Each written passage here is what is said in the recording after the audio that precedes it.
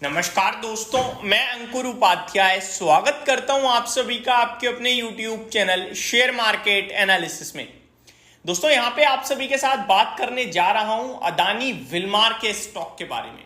बाजार आपके लिए बहुत ही परेशानी में देखने को मिला सुबह सुबह। हालांकि अभी तो बहुत सारे इन्वेस्टर्स को कंफर्ट आ रहा है क्योंकि स्मॉल कैप इंडेक्स में काफी अच्छी रिकवरी है और बैंक निफ्टी तो हरे निशान में लौट चुका है।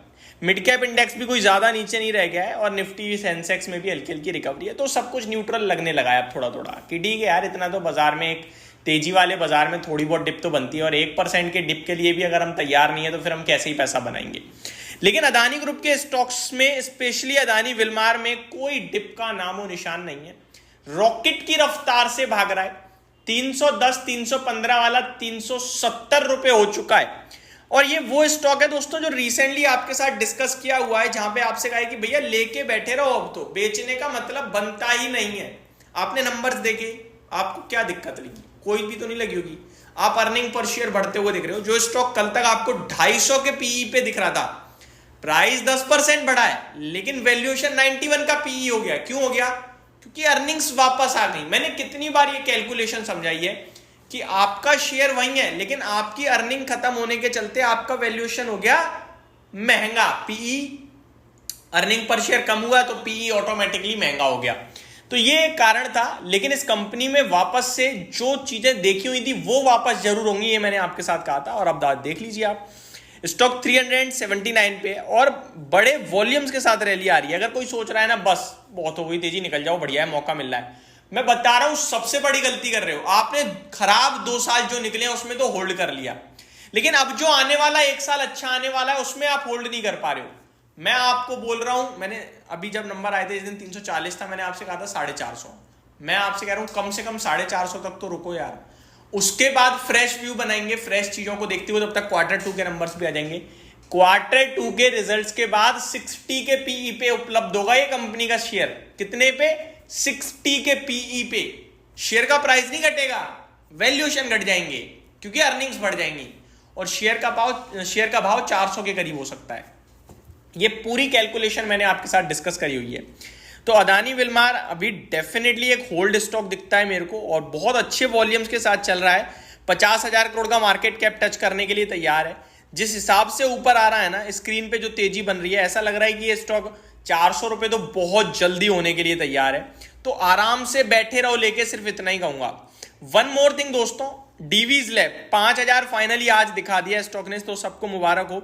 4996 का आज का स्टॉक का हाई है और 5008 का 52 वीक हाई दिख रहा है। तो ये स्टॉक जो मैंने 3000 रुपए से कंटिन्यू डिस्कस किया, आज फाइनली जय श्री राम अपना लेवल आ गया। अब यहां से क्या करें?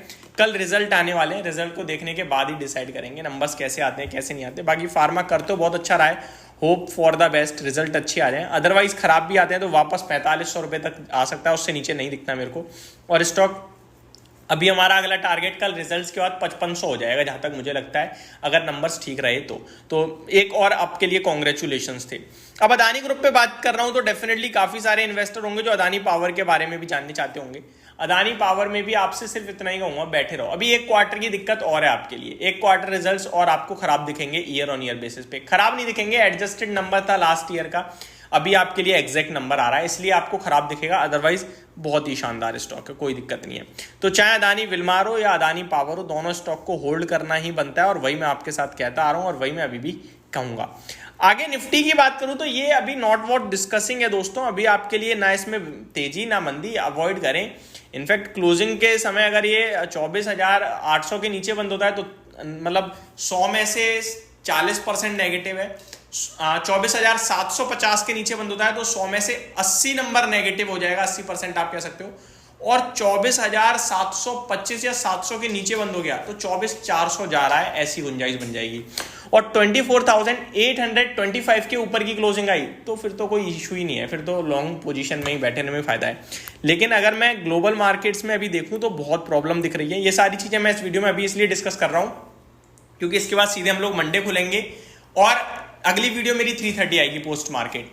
तो आपको पॉजिटिव कॉल ऑप्शन ले जाने का मेरे को नहीं लगता मतलब बनता है कहीं से कहीं तक। वो इसलिए कह रहा हूं, नेस्डेक फ्यूचर 300 पॉइंट नीचे दिख रहा है, डाउ फ्यूचर 1% नीचे दिख रहा है। तो गिरावट के बाद एडिशनल गिरावट ही दिख रही है, पॉजिटिव कुछ नहीं दिख रहा, तो अभी भी सावधानी बरतने के लिए ही कहूंगा मैं आप सभी के साथ। ये मेरी तरफ से एक छोटी सी अपडेट थी, होप आपको सारी चीजें समझ में आई होंगी। Thank you so much for watching this video, have a great day guys.